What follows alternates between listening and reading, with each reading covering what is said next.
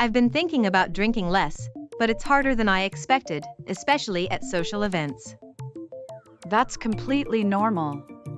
The important thing is knowing you want to change. Have you thought about setting a goal? A goal? Like just saying I want to drink less? Not just that, you need a SMART goal. Something specific, measurable, and realistic.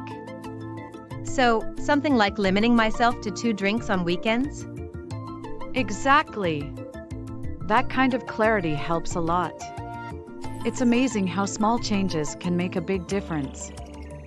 But what if I get invited to a party and everyone's drinking? Bring your own alcohol-free option or set a drinking limit before you go. It's all about having a plan. So, I don't have to completely avoid events, just have a plan? Exactly. Cutting back doesn't mean stopping everything. It means making conscious choices. This actually sounds doable.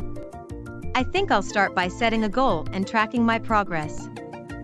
That's the best way to start. Learning about all of this makes me feel more in control too.